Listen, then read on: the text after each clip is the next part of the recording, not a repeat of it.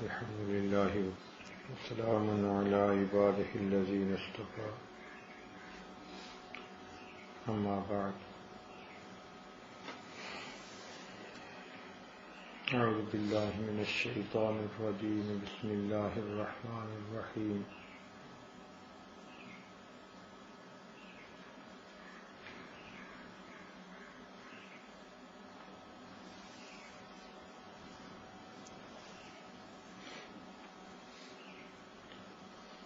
من يعمل سوءا يجز به سبحان ربك رب العزة عما يصفون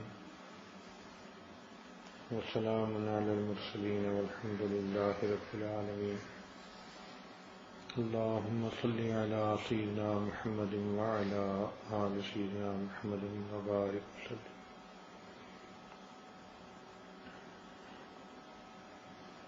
اللهم صل على سيدنا محمد وعلى آل سيدنا محمد وبارك وسلم اللهم صل على سيدنا محمد وعلى آل سيدنا محمد وبارك وسلم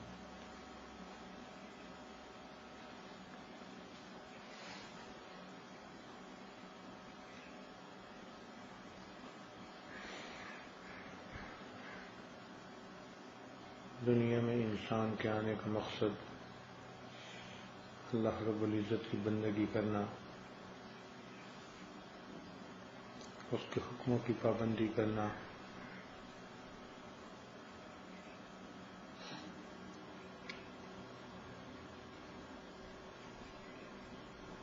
نبی علیہ الصلوۃ والسلام کے مبارک طریقوں کو اپنانا، یہ انسانی زندگی کا مقصد ہے۔ جو انسان اس مقصد کو اپنا لیتا ہے وہ انسان ہے، اور جو اس کو بھول جاتا ہے وہ پکا حیوان ہے۔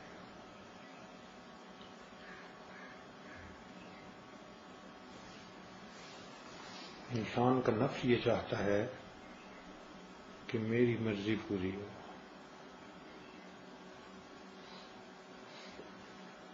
تو یہ عجیب سی ایک خواہش ہر انسان کے دل میں ہوتی ہے کہ جو میں چاہوں وہ پورا ہو۔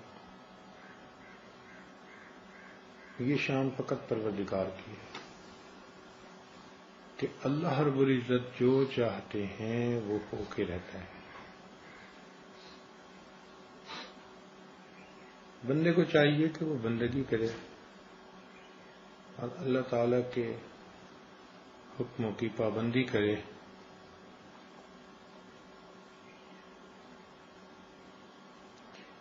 یہاں بھی انسان اللہ تعالیٰ کی نافرمانی کرتا ہے، اپنے لیے مصیبت خریدتا ہے، اپنے ہاتھوں اپنے پاؤں پہ کلہاڑی مارتا ہے۔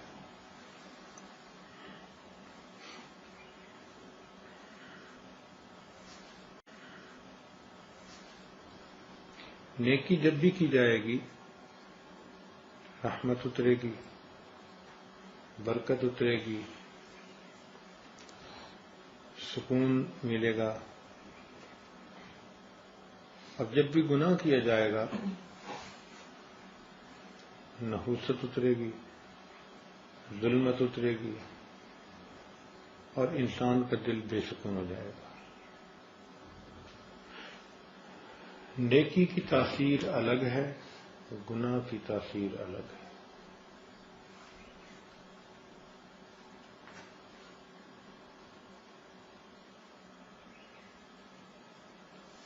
اسی لیے نیک انسان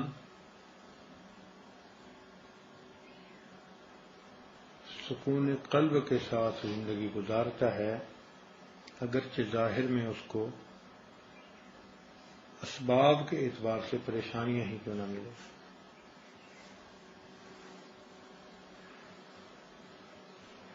اور بدکار انسان بے سکونی کی زندگی گزارتا ہے، اگرچہ ظاہر میں اس کے پاس خواہشات پوری کرنے والے سب اسباب ہی کیوں نہ موجود۔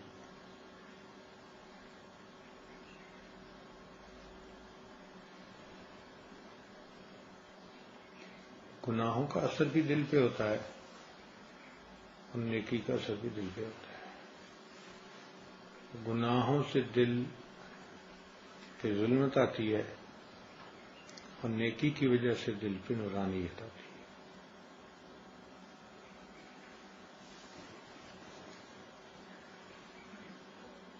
نیکی کے اپنے اثرات ہیں اور گناہوں کے اپنے اثرات ہیں.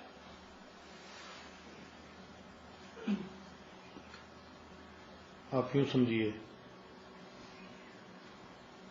کہ نیکی انسان کے دل کو صاف کرتی ہے اور گناہ انسان کے دل کو میلا کر دیتا ہے. جیسے حدیث پاک میں نبی علیہ السلام نے ارشاد فرمایا کہ جب انسان گناہ کرتا ہے تو اس کے دل پہ سیاہ داغ لگ جاتا ہے. توبہ کر لے تو دھل جاتا ہے، توبہ نہ کرے پھر گناہ کرے تو دوسرا داغ لگ جاتا ہے، حتیٰ کہ گناہ کرتے کرتے یہ حالت ہوتی ہے کہ بندے کا دل بالکل سیاہ ہو جاتا ہے.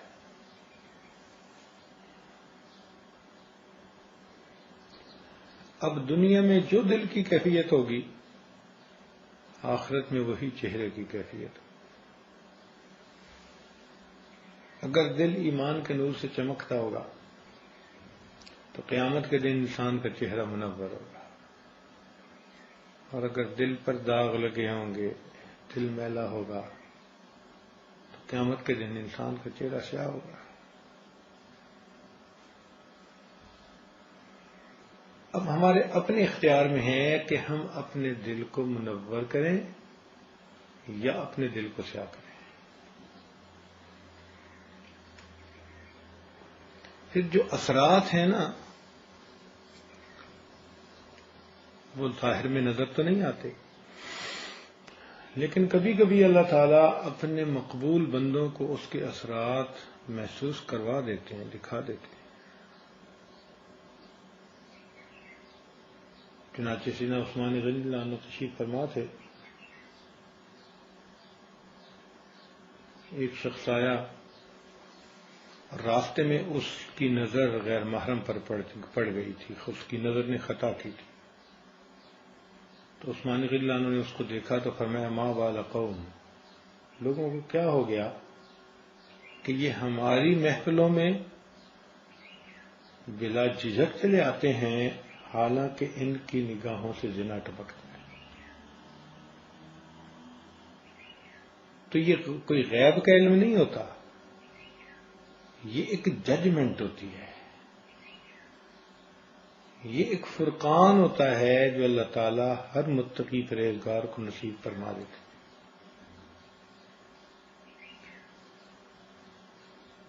کہ اس کا قیافہ سچا ہوتا ہے، اس کے دل میں اللہ تعالیٰ سچی بات ڈال دیتے ہیں.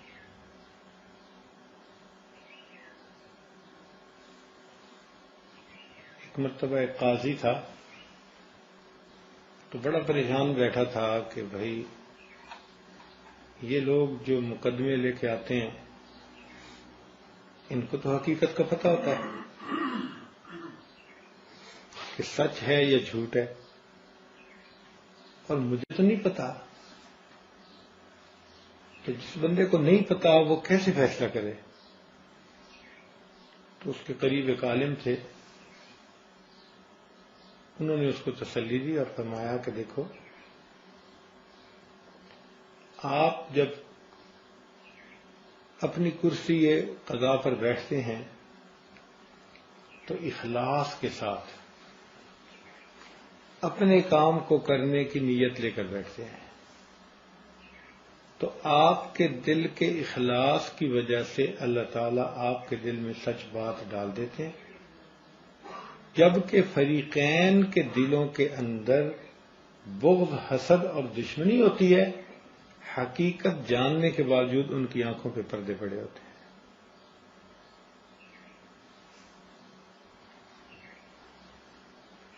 تو جب انسان تقوی پرہیزگاری کی زندگی گزارتا ہے تو پھر اس کو اللہ تعالیٰ یہ نور دے دیتے ہیں، اس کو فراست مومنانہ کہتے ہیں.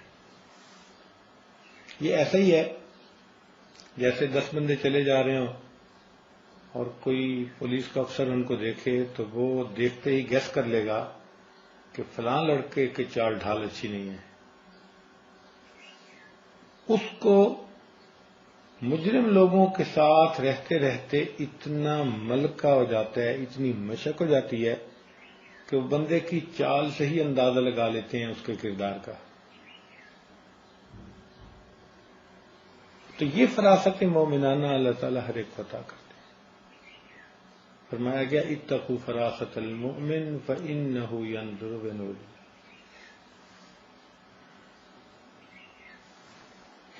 مومن کی فراست سے ڈرو کہ وہ اللہ تعالیٰ کے نور سے دیکھتا ہے. چنانچہ ایک بزرگ بغداد کی مسجد میں بیٹھے ہوئے تھے. جب وہ مسجد سے باہر کی طرف آنے لگے، انہوں نے خوبصورت نوجوان کو دیکھا جس نے بہت ہی اچھا عطر لگایا ہوا تھا اور بہت ہنستا مسکراتا اس کا چہرہ تھا، بہت ہی خوبصورت تھا اور جبے امامے میں ملبوس تھا. تو وہ بزرگ اس کے قریب سے گزرتے ہوئے فرمان لگے کہ اس شخص سے مجھے کفر کی بو آتی ہے، اس شخص سے مجھے کفر کی بو آتی ہے. اب سننے والوں نے اس کو ذرا عجیب انداز سے سنا کہ بھائی اس شخص کے ظاہر کو دیکھو کہ یہ بالکل صورت مومنانہ بنائی ہوئی ہے، اور یہ بزرگ فرماتے ہیں کہ اس کے پاس سے گزرا ہوں تو مجھے کفر کی بو آتی ہے. اس نوجوان نے بھی ان بزرگوں کو یہ بات کرتے سن لیا، تو اس نے لوگوں سے پوچھا کہ یہ جاتے ہوئے کیا کہہ کے گئے. انہوں نے صاف صاف بتا دیا کہ بھئی آپ کے بارے میں یہ کہہ کے گئے ہیں. تو اس نوجوان کو پسینہ آ گیا. لوگوں نے پوچھا کیا ہوا؟ کہنے لگے مجھے ان کے پاس لے چلو، میں کوئی بات کرنا چاہتا ہوں. تو جب ان کے پاس لائے تو کہنے لگا جی مجھے آپ کلمہ پڑھا کے مسلمان بنا لی. کبھی تیرا حال کیا ہے، مسئلہ کیا؟ تو کہنے لگا کہ مسئلہ یہ تھا کہ میں نے یہ کتاب میں پڑھا کہ مومن کی فراست سے ڈرو وہ اللہ کے نور سے دیکھتا ہے. تو میں نے دل میں سوچا کہ میں جا کر آزماتا ہوں کہ ان کے پاس فراست مومنانہ ہے بھی یا نہیں، ہے بھی یا نہیں. میں یہودی ہوں، میں نے مسلمانوں جیسے کپڑے پہنے، معطل کیا اپنے جسم کو، اور میں آیا کہ دیکھیں مجھے ان میں سے کوئی پہچانتا بھی ہے یا نہیں. تو اس بزرگ نے پہلی نظر پڑنے پر ہی مجھے پہچان لیا کہ میرے پاس سے کفر کی بو آتی.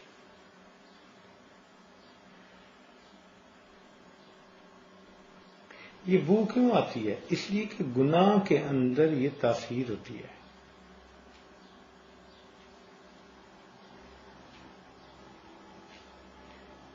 دیکھیں ایک بات ذرا سمجھنے کی کوشش کریں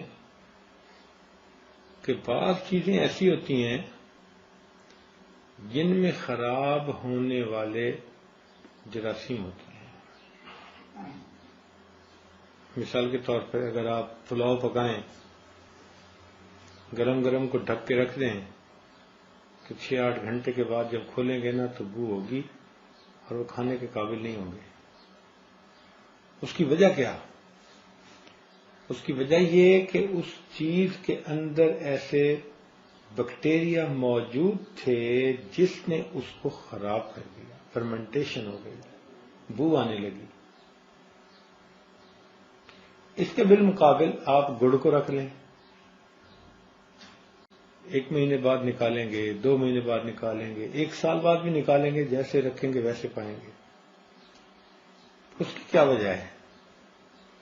کہ اس گڑ کے اندر وہ بیکٹیریا ہے ہی نہیں جو اس کو فرمنٹ کرے، خراب کرے.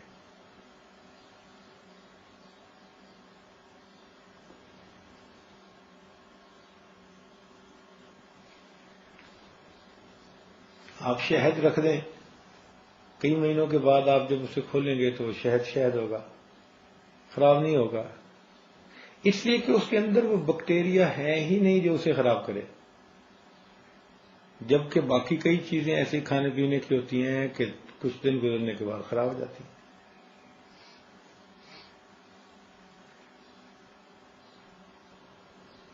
بالکل اسی طرح انسان جو نیک اعمال کرتا رہے اس کے اوپر نیکی کے اثرات ہوتے ہیں،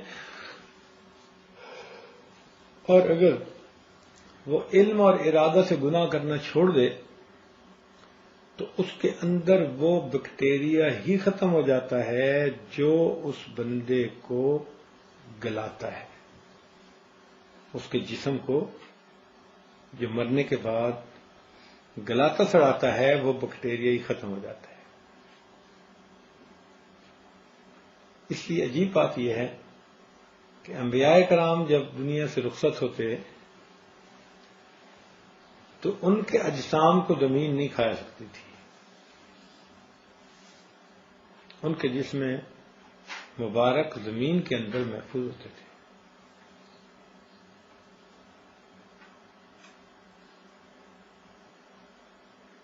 پاکیزہ جسم تھے، ان کے اندر وہ بیکٹیریا تھا ہی نہیں جو ان کے جسم کو گلائے، جبکہ ایک عام آدمی مرتا ہے تو چند دن میں اس کی لاش گل سڑ جاتی ہے۔ اس کی بنیادی وجہ کیا ہے کہ اس کے اندر وہ بیکٹیریا ہوتا ہے، اس نے اللہ کی نافرمانیاں کی ہوتی ہیں۔ ایسے کاملین اولیاء جو اپنے آپ کو اللہ تعالیٰ کے حضور پیش کر چکے ہوتے ہیں اور گناہوں سے، کبائر سے بچ اور اجتناب کر چکے ہوتے ہیں، تو اللہ تعالیٰ ان کے ساتھ بھی ایسے ہی معاملہ فرماتا ہے۔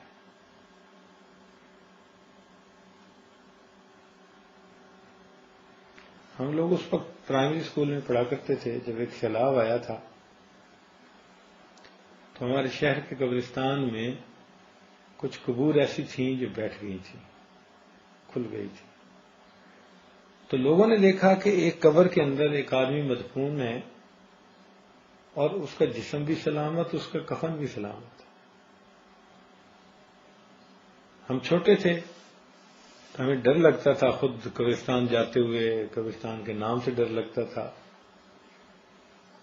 لیکن ہم نے اپنے بڑوں کو خود جاتے ہوئے دیکھا جو وہاں جاتے تھے اور دیکھ کے اس قبر میں اس آدمی کو آتے تھے، اور ہم نے کتنے لوگوں کو اس منظر دیکھنے کی وجہ سے گناہوں سے توبہ کرتے ہوئے دیکھا۔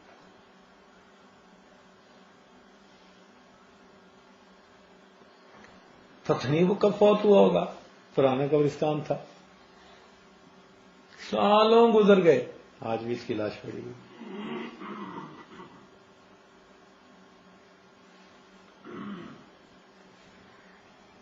ہمارے تعلق والے تھے،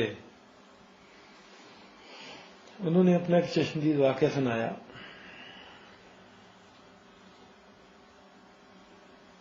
کہنے لگے کہ میں پنجاب یونیورسٹی کے جو نہر ہے اس کے اوپر صبح کی سیر کے لیے جایا کرتا تھا۔ ایک مرتبہ طوفان آیا، بارش ہوئی، اور ایک بڑ کا درخت تھا تو وہ اکھڑ کے نیچے گرا۔ تو کہنے لگے کہ میں جب اس کے قریب گزر رہا تھا تو اس کا گڑھا جو بن گیا تھا، میں نے اس میں جھانک کے دیکھا تو میں حیران رہ گیا کہ ایک آدمی ہے جس کا کفن بھی میلا نہیں ہوا، اور اس کے گرد اس درخت کی جڑوں نے ایسے جنگلہ بنایا ہوا ہے جیسے کہ لوہے کی تار سے کوئی جنگلہ بنا دیتے، اور اس کے اندر وہ آدمی، اس کی لاش آرام سے پڑی ہوئی ہے۔ بنیادی وجہ کیا؟ بنیادی وجہ یہ کہ یہ وہ کاملین ہوتے ہیں جو کبائر سے سچی توبہ کر کے اپنے اندر گناہ کے اس بیکٹیریا کے اثرات کو ختم کر دیتے ہیں۔ جب تک یہ بیکٹیریا ہوگا یہ انسان کے جسم کو گلائے گا۔ چنانچہ آپ دیکھتے نہیں ہیں کئی لوگ فوت ہوتے ہیں تو دفن سے پہلے ہی ان کے جسموں سے بو آنی شروع ہو جاتی ہے. اور کچھ ایسے بھی ہوتے ہیں کہ جو فوت ہوتے ہیں اور ان کے جسموں سے خوشبو آتی ہے. آپ نے سنا ہوگا کہ امام بخاری رحمۃ اللہ علیہ کو جب دفن کیا گیا تو ان کی قبر سے خوشبو آتی تھی. لوگ اس سے بڑا حیران ہوتے ہیں. عجیب بات ہے کہ ہمیں تو کوئی حیرانی نہیں ہوتی، اس لیے کہ وہ اپنے تقوی کی وجہ سے ایک پھول کی مانند بن گئے تھے، اور جب پھول کو صحبت اس مٹی کو نصیب ہوئی تو جس طرح پھول سے خوشبو آتی ہے اس مٹی سے بھی خوشبو آنے لگ گئی. جمال ہم نشیں در من اثر کر مگر نہ من ہما خاکم کے ہستا. حضرت مولانا احمد علی لاہوری رحمۃ اللہ علیہ کے بارے میں بھی اسی قسم کا واقعہ ہے کہ ان کے جسم سے، ان کی قبر سے ان کے دفن کرنے کے کئی دن بعد تک خوشبو آتی رہی. ہمارے حضرت رحمۃ اللہ فرماتے تھے کہ حضرت لاہوری رحمۃ اللہ علیہ کے ایک خادم تھے، انہوں نے ان کی وفات کے بعد خواب میں دیکھا، حضرت کی زیارت ہوئی، پوچھا کہ حضرت آگے کیا بنا؟ تو فرمایا کہ اللہ تعالیٰ کے حضور پیشی ہوئی تو اللہ تعالیٰ نے فرمایا کہ احمد علی تو اتنا کیوں روتا تھا؟ ان کی طبیعت بڑی رونے والی تھی، کثیر البکا تھے، ہر وقت آنکھوں میں آنسو، خشیت طاری رہتی تھی، خوف طاری رہتا تھا، روتے رہتے تھے. تو فرمانے لگے کہ میری اس عادت کی وجہ سے پروردگار نے مجھ سے پوچھا احمد علی تو کیوں روتا تھا؟ تو فرماتے ہیں میں تو اور بھی ڈر گیا، اس لیے کہ میں نے پڑھا تھا منو کی شکل حساب وقد عذب، جس کو حساب کتاب میں پوچھ گچھ شروع ہو گئی اس کو عذاب مل کے رہے گا.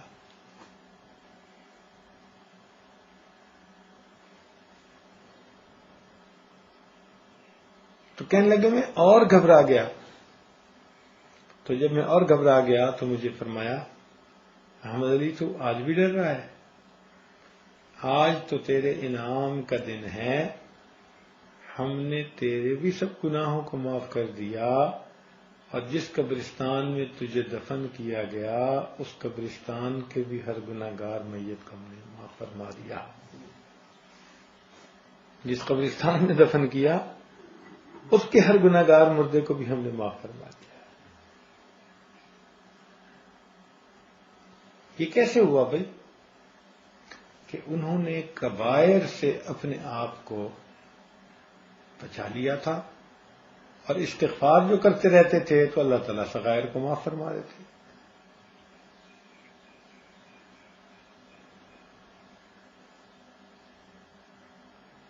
اب دیکھیں کہ نجاست جو ہے نا شریعت کی نظر میں وہ دو طرح کی ہے، ایک کو نجاست حقیقی کہتے ہیں اور ایک کو نجاست حکمی کہتے ہیں. نجاست حقیقی تو ہوئی پیشاب پاخانہ اور اس قسم کی گندگیاں جو ہوتی ہیں، ان کو نجاست حقیقی کہتے ہیں. اور نجاست حکمی کہتے ہیں کہ جو حکم کی وجہ سے نجس چیز کہلائے.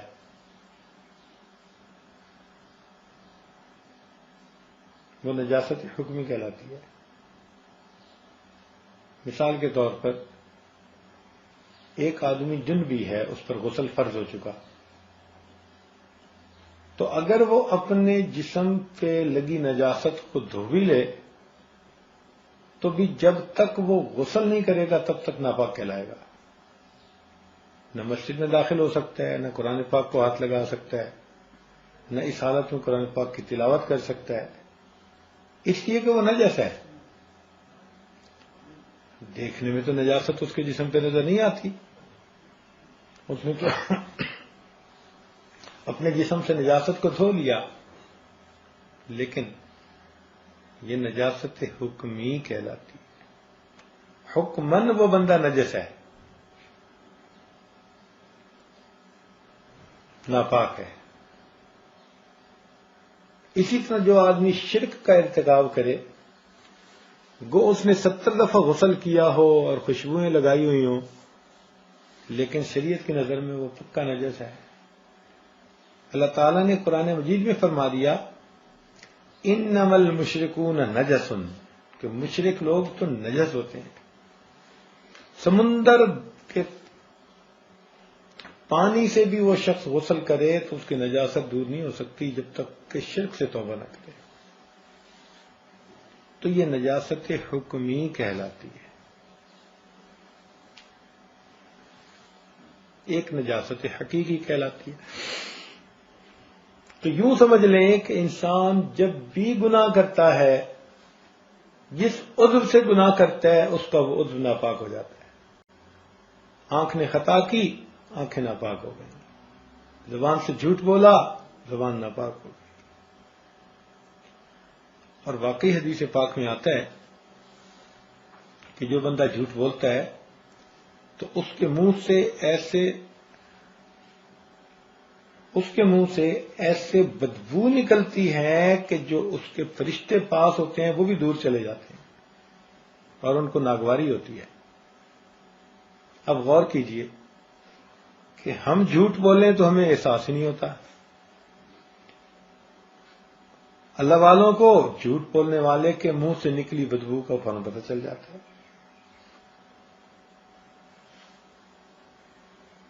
بدبو کا پتہ چل جاتا ہے ان کو۔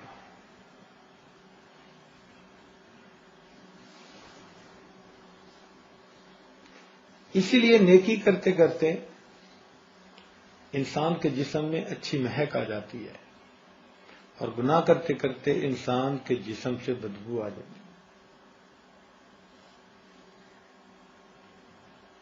دیکھیے نبی علیہ الصلوۃ والسلام کا جو پسینہ مبارک تھا اس میں اتنی خوشبو تھی کہ صحابہ کرام رضی اللہ تعالیٰ عنہ فرماتے ہیں کہ ہم نے ایسی خوشبو سونگھی نہیں تھی۔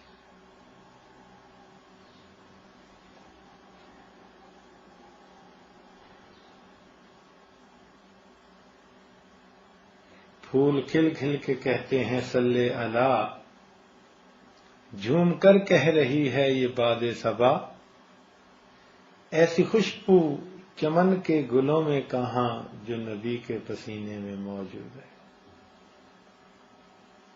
ام سلیم رضی اللہ تعالیٰ عنہ صحابیہ ہیں، وہ اب بچوں کو بھیجتی تھیں اور نبی علیہ الصلوۃ والسلام کے جو پسینے کے قطرے تھے ان کو ایک چھوٹی شیشی کے اندر جمع کرواتی تھی۔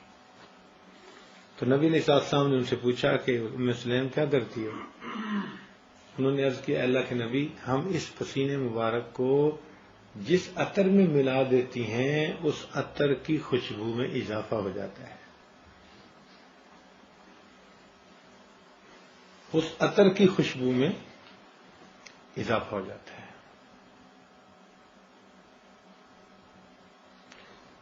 اور حضرت انس رضی اللہ عنہ روایت کرتے ہیں کہ ما شممت مسکم ولا عنبرۃ، اللہ کی قسم نہ میں نے مشک کو سونگھا نہ میں نے عنبر کو سونگھا، مگر جو خوشبو نبی علیہ السلام کے مبارک پسینے میں تھی وہ نہ مشک میں تھی نہ عنبر میں تھی۔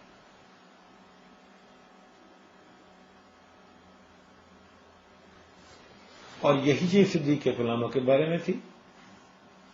چنانچہ عمر رضی اللہ تعالیٰ نے روایت کرتے ہیں، فرماتے ہیں کان ریح ابی بکر اطیب من ریح المسک، کہ ابو بکر صدیق لانوں کے پسینے کی جو مہک تھی وہ مشک کی خوشبو سے بھی بہتر ہوتی تھی۔ تو اس سے کیا پتہ چلتا ہے کہ یہ جو گناہ ہیں یہ بدن کی بدبو ہوتے ہیں، اور نیک اعمال یا نیکیاں بدن کی خوشبو ہوتی ہیں۔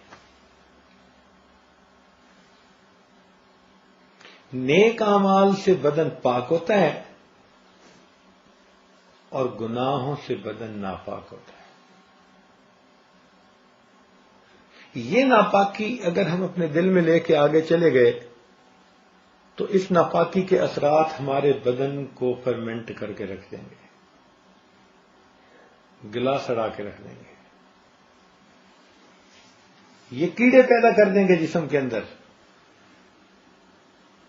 اور چند دن میں انسان کے گوشت کو کیڑے کھا جائیں گے۔ 1985 کی بات ہے، میں نے ایک مرتبہ امریکہ میں بیان کیا موت کے عنوان پر،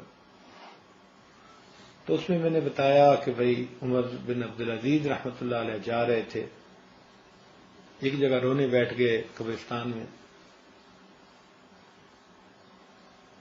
لوگوں نے پوچھا کہ آپ تو اس جنازے کے ولی تھے، آپ کیوں پیچھے کھڑے ہو گئے؟ تو فرمانے لگے کہ میں گزر رہا تھا تو مجھے یوں محسوس ہوا جیسے مجھے قبر سے آواز آ رہی ہے۔ یعنی کئی مرتبہ انسان کی کیفیت ایسی بنتی ہے نا، عام لوگ اس کو ایلیوژن سمجھ لیں اور ہم اسے کشف کہہ لیتے ہیں۔ تو قبر نے کہا کہ عمر بن عبدالعزیز تم مجھ سے یہ کیوں نہیں پوچھتے کہ جو میرے اندر آتا ہے تو اس کا میں حشر کیا کرتی ہوں؟ تو فرماتے ہیں کہ میں کھڑا ہو گیا اور میں نے یہی پوچھا کہ بتا مجھے تو اپنے اندر آنے والے کے ساتھ کیا سلوک کرتی ہے؟ تو آواز آئی کہ جو میرے اندر آتا ہے میں اس کی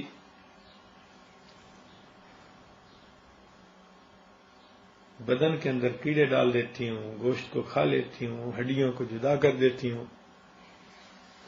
تو یہ واقعہ ایک مرتبہ میں نے نقل کیا۔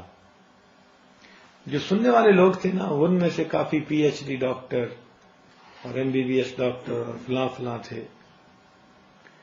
ان میں سے ایک ڈاکٹر میرے پاس آئے اور کہنے لگے جی کہ آپ نے یہ واقعہ کہاں پڑھا؟ میں نے ان کو بتایا کہ یہ واقعہ اس طرح پڑھا میں نے فلاں کتاب میں۔ وہ کہنے لگے جی آپ یہ منظر آنکھوں سے دیکھنا چاہیں گے؟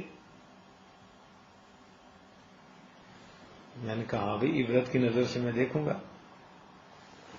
کہنے لگے جی آپ 2 گھنٹے فارغ کریں۔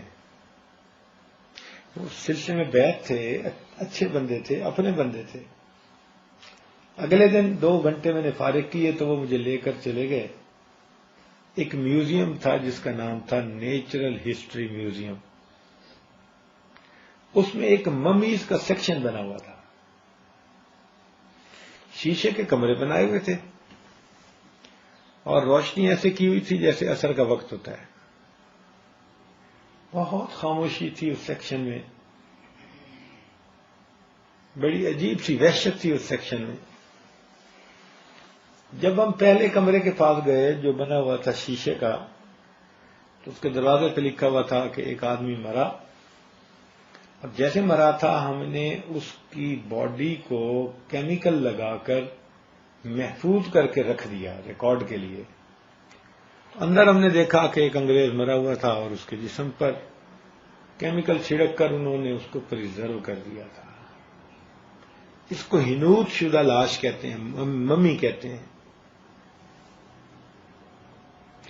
اس سے اگلے میں پہنچے، لکھا ہوا تھا کہ یہ بندہ مرا اور اس کو اتنا عرصہ قبر میں رکھنے کے بعد ہم نے نکالا، اور جیسے اس کو پایا اسی طرح ہم نے کیمیکل چھڑک کر اس کو نمونے کے لیے رکھ دیا۔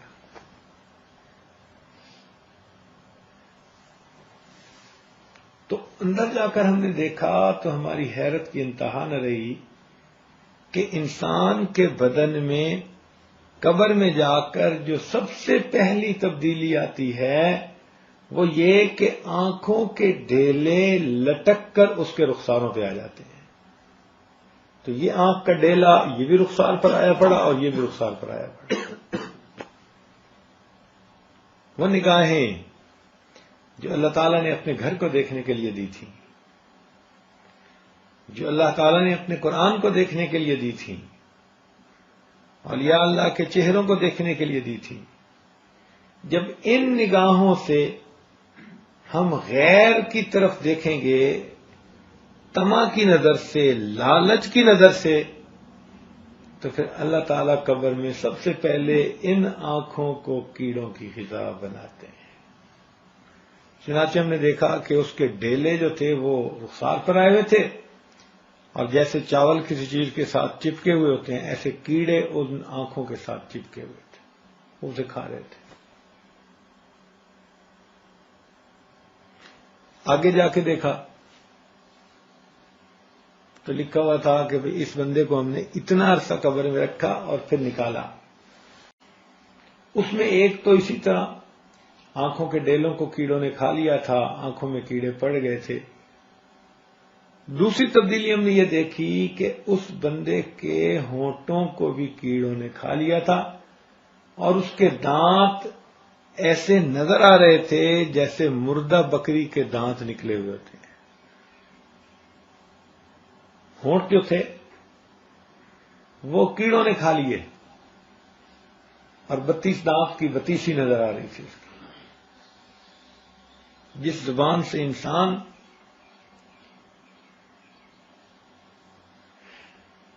جھوٹ بولتا ہے، غیبت کرتا ہے، دوسروں پہ بہتان لگاتا ہے، اللہ تعالیٰ اس منہ کو بھی پھر کیڑوں سے بھر دیں گے۔ اور اس کے پورے منہ میں کیڑے پڑے ہوئے تھے۔ پھر اگلے کو دیکھا تو لکھا ہوا تھا اس کو اتنا عرصہ ہم نے رکھا، نکالا تو جس حال میں ہم نے پایا اسی حال میں پریزرو کر دیا۔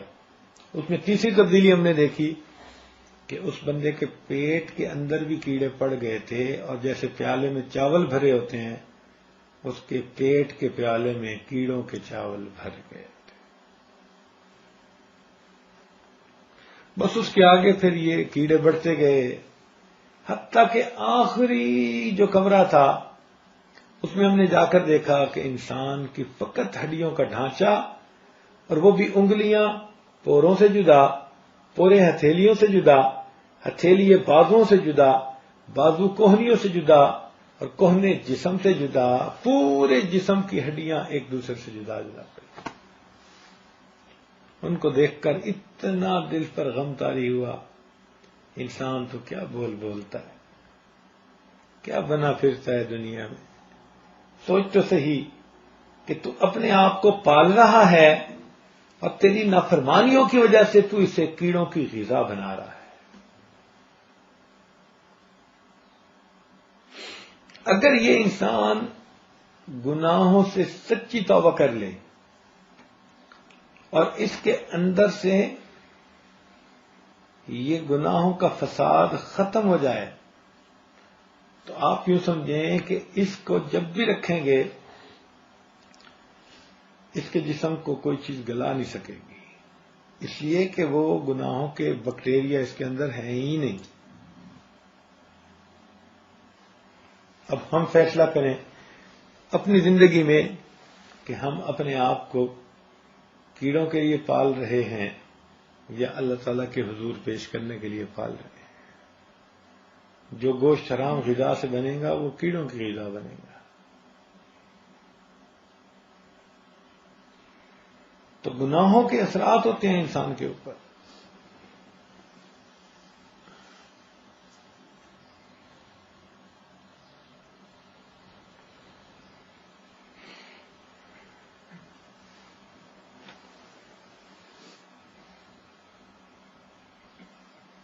تو اس لیے جو شخص گناہوں سے سچی توبہ کر لیتا ہے وہ باطن کی ناپاکی کو صاف کر لیتا ہے۔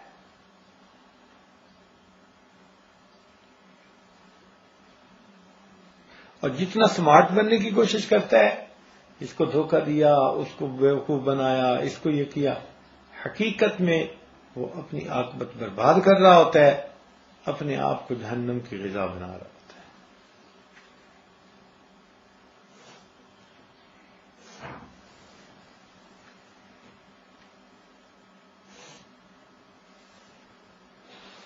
ہر ہونے والا گناہ انسان کے جسم میں ناپاکی کی مانند ہے، تو ہر گناہ سے سچی توبہ کر کے انسان اپنے آپ کو گناہوں سے پاک صاف کر لے۔ اب انسان فرشتہ تو نہیں بن سکتا، لیکن یہ تو ضرور ہے نا کہ اللہ تعالیٰ کے حضور بیٹھ کر سچی توبہ کرے اور آئندہ گناہوں سے بچنے کی کوشش کرے. اگر بالفرض سرزد ہو جائے تو پھر دوبارہ پھر توبہ کر لے.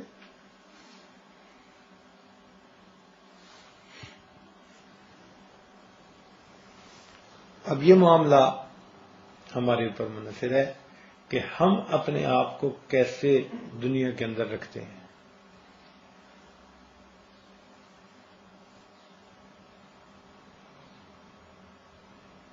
اگر یہ گناہوں کا بیکٹیریا اندر رہا تو یہ لاش قبر میں جاتے جاتے گل جائے گی، کیڑے اسے کھائیں گے. اسی لیے حدیث پاک میں آتا ہے کہ جہنم میں جہنمی کو جب پھینکا جائے گا نا تو جو زانی ہوگا اس کے جسم سے ایسی بدبودار ہوا نکلے گی کہ جہنمی اس بندے کی اس بدبودار ہوا سے تنگ ہوں گے اور اس کو بری نظر سے دیکھیں گے.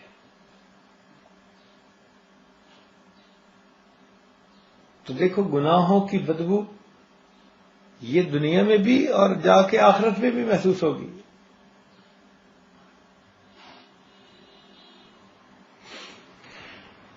تو حکم خدا ہے، جب ٹوٹتا ہے تو انسان کو اپنا اثر دکھا دیتا ہے. ہمیں چاہیے کہ ہم گناہوں سے سچی توبہ کر کے اپنے آپ کو اللہ تعالیٰ کے فرما بردار بندوں میں شامل کروا لیں. دل سے اس بات کا عہد کریں کہ اے مولا ہم آج کے بعد اپنے علم اور ارادے سے گناہ نہیں کریں گے. جو شخص علم اور ارادے سے گناہ کرنا چھوڑ دیتا ہے پھر اللہ رب العزت اس بندے کی دعاؤں کو رد کرنا چھوڑ دیتا ہے.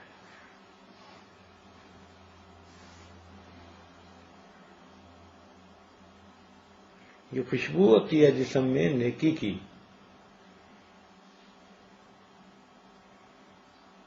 چنانچہ کتنے واقعات ایسے ہیں.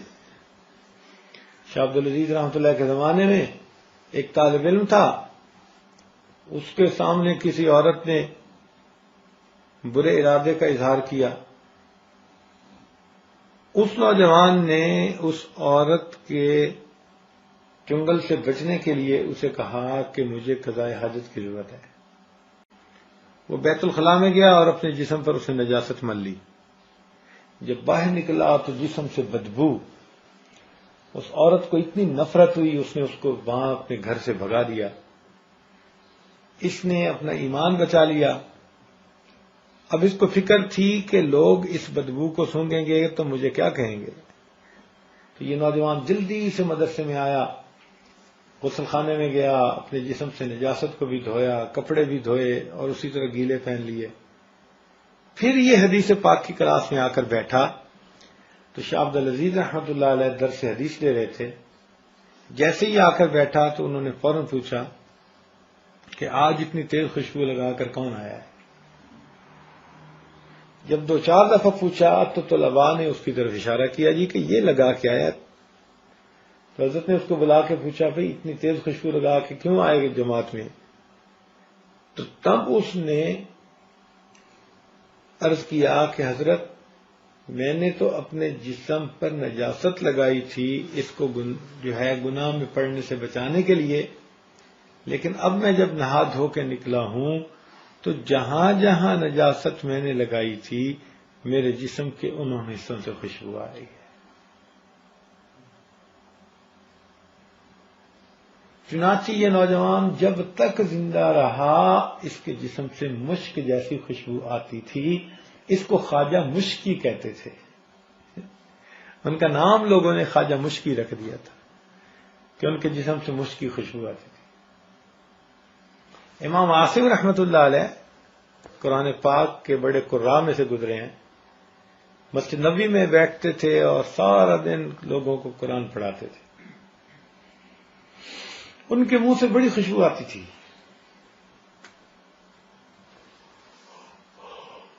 ایک مرتبہ کسی شاگرد نے پوچھا حضرت آپ منہ میں کیا رکھتے ہیں؟ کہ جس کی وجہ سے اتنی خوشبو آتی ہے؟ تو انہوں نے فرمایا بھی میں تو کچھ نہیں منہ میں رکھتا، یعنی کوئی الائچی یا کوئی اور ایسی چیز خوشبودار میں تو نہیں رکھتا۔ اس نے کہا حضرت کہ لیکن خوشبو اتنی آتی ہے۔ تو اس پر امام عاصم رحمۃ اللہ علیہ نے فرمایا کہ دیکھو،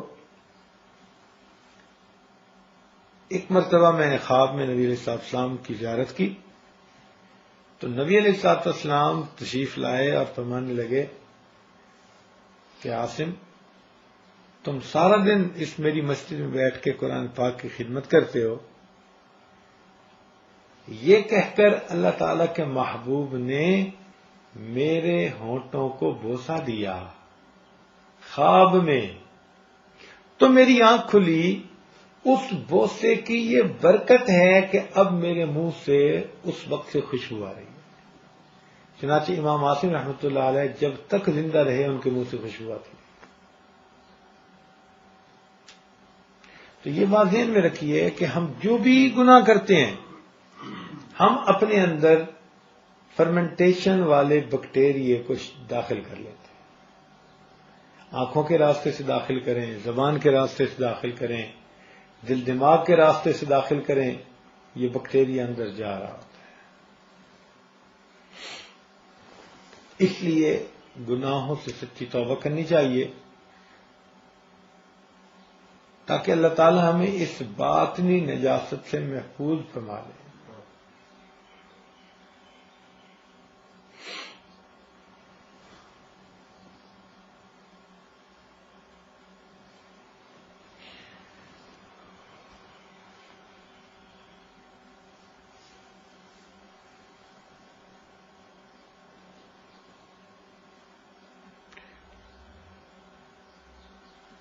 تو پورے بیان کا خلاصہ یہ نکلا کہ ایک نجاست حکمی ہوتی ہے، ایک نجاست حقیقی ہوتی ہے۔ شریعت نے دونوں کو نجاست کہا۔ جو بندہ گناہ کرتا ہے نا وہ اپنے جسم کو اس نجاست جو باطنی نجاست ہے اس کے ساتھ آلودہ کر رہا ہوتا ہے۔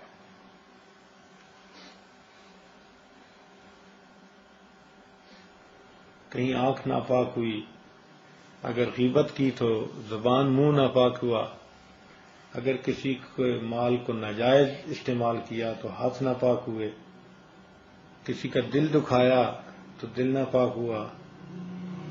تو اس طرح گناہوں کی وجہ سے ہمارے جسم پر ان کے اثرات ہوتے ہیں۔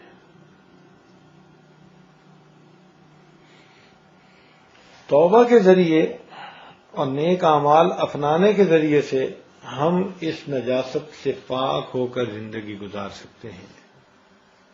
اب آپ بتائیں کہ کوئی بندہ اگر اس پر نجاست لگی ہوئی ہو اور وہ بادشاہ سے ملنے کے لیے سامنے آ کھڑا ہو تو بادشاہ اس کو پسند کرے گا؟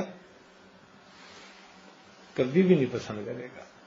اسی طرح ہم اپنے ناپاک منصوبوں کو لے کے، ناپاک خواہشات کو دلوں میں لے کے مصلف اللہ کے حضور کھڑے ہو جاتے ہیں، تو پھر قبولیت ہوگی یا کیا ہوگا؟ اسی لیے عبادات میں مزہ نہیں آتا، تلاوت میں مزہ نہیں آتا، کچھ میں بھی دل نہیں لگتا۔